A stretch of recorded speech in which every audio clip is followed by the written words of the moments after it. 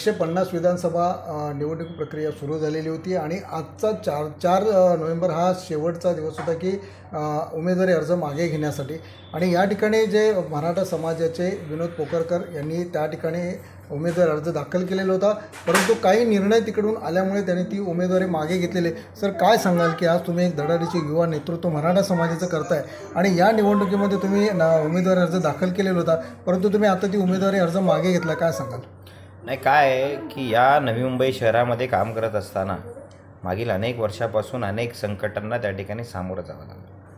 या ऐरोली विधानसभा मतदारसंघातून निवडणूक लढत असताना संघर्ष योद्धा मनोजदादा जरांगे पाटील यांच्या नेतृत्वामध्ये हा मी फॉर्म भरला होता आणि आज दादांचा आंतरवाली सराटीमधून आदेश आला की महाराष्ट्रामध्ये कुठल्याही ठिकाणी आपण निवडणूक लढवत नाही किंवा कुणालाही त्या ठिकाणी कुठल्याही उमेदवाराला आम्ही पाठिंबा देणार नाही, अशा पद्धतीची भूमिका दादांची आल्यानंतर नवी मुंबई चळवळीतले जे काय आपले माझे सहकारी आहेत त्या सगळ्या सहकाऱ्यांबरोबर चर्चा केली आणि त्या सगळ्या सहकाऱ्यांचं म्हणणं हे झालं की दादांचा आदेश आता आपण पाळला पाहिजे आणि त्या पद्धतीने आपण आता थांबलं पाहिजे। आणि त्या अनुषंगाने मनोजदादा जरांगे पाटलांचा आदेश आणि माझ्या सहकाऱ्यांचं म्हणणं ह्या सगळ्यांचं ऐकून आपण त्या पद्धतीने आजचा जो आपला उमेदवारी अर्ज होता 150 ऐरोली विधानसभा मतदारसंघातला, तो आज मी मागे या ठिकाणी घेतलेला आहे। आत्ता जरी माघार घेतली असेल तरी येणाऱ्या काळामध्ये निश्चित त्या ठिकाणी आम्ही त्याच ताकदीने संघर्ष करून आम्ही त्या ठिकाणी येणाऱ्या महानगरपालिका निवडणुकीमध्ये आम्ही उभं राहणार आहोत। परंतु आजच्या या उमेदवारी अर्ज मागे जरी घेतला असला तरी मला या माध्यमातून एक सांगायचं आहे, ज्यांनी समाजासोबत गद्दारी केली, ज्यांनी समाजाच्या नावावर दुकानदारी केली, अशा लोकांना त्या ठिकाणी आमचा पाठिंबा नसणार आहे आणि त्यांना नक्कीच आम्ही धडा शिकवल्याशिवाय या ठिकाणी शांत बसणार नाही। बरं, या ठिकाणी जरांगे पाटील साहेबांनी सांगितलं की उमेदवारी अर्ज मागे घ्या, तुम्ही त्यांच्या आदेशाचं पालन केलं, परंतु आता तुम्ही पाठिंबा कोणाला द्यावा असं काय तुमची चर्चा झालेली आहे? निश्चित बघा, एखाद्या उमेदवाराला त्या ठिकाणी निवडून आणणं किंवा त्याला पाठिंबा देणं आज क्रमप्राप्त आहे। आम्हालाही समाजाची ताकद एखाद्या उमेदवारामागे त्या ठिकाणी मागे उभी करणं गरजेचं आहे। आम्ही येत्या 1-2 दिवसामध्ये सगळ्या समाज बांधवांची बैठक घेऊ आणि ती बैठक घेऊन त्या पद्धतीने आम्ही तो निर्णय घेणार आहोत। समाजाच्या भूमिकेला नेमकं कोणाचं त्या ठिकाणी समर्थन आहे, समाजासाठी ते भविष्यामध्ये काय करणार आहेत, या संदर्भातलं त्यांच्याकडून आम्ही लेखी आश्वासन घेऊ आणि त्यानंतरच त्या ठिकाणी कोणालाही पाठिंबा देण्याबाबतचा आमचा निर्णय होईल।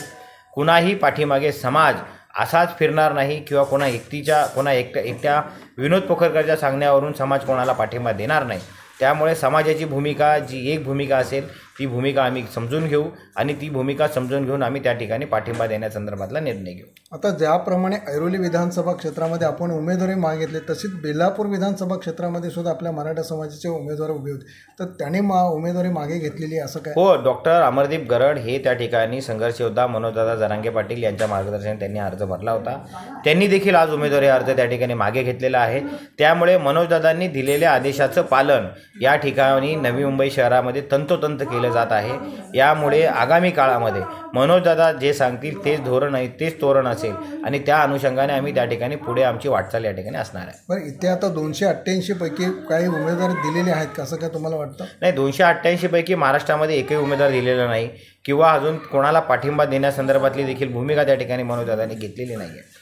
आता पाठिंबा देण्यासंदर्भातली भूमिका शक्यतो मला असं वाटतं की त्या मतदारसंघात त्या जिल्ह्यामध्ये तिथली जी परिस्थिती आहे ती परिस्थितीच्या अनुषंगाने ती भूमिका घेतली जाईल।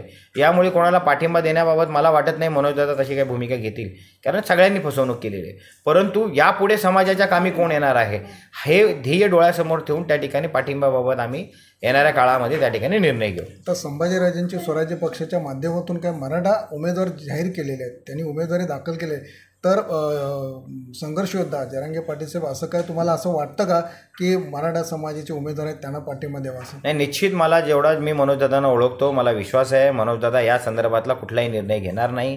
ना युतीला पाठिंबा असेल, ना आघाडीला पाठिंबा असेल, ना त्या ठिकाणी या तिसऱ्या आघाडीला पाठिंबा असेल।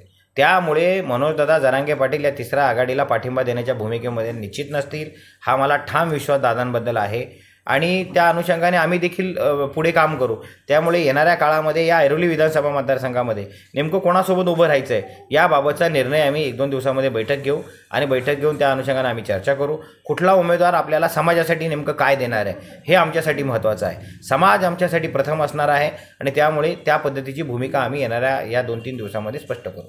आता या ठिकाणी त्यांनी उमेदवारी मागे घेतलेली आणि संघर्ष योद्धा जरांगे पाटील साहेब यांनी सांगितलं की आता तुम्ही मागे घ्या, त्याप्रमाणे त्यांनी माघार घेतलेले. परंतु आता इथून पुढे समाजाला जर कोणी सहकार्य करत असेल, जी समाजाच्यासाठी जी भूमिका आहे त्याला जर पाठिंबा कोणी देत असेल तर तो आम्ही निर्णय घेऊ, पण काही आम्हाला 2-3 दिवसाचा अवधी लागेल असं या ठिकाणी सांगण्यात आलेलं आहे. प्रबोधन दिशामधून दत्तात्रय सूर्यवंशी.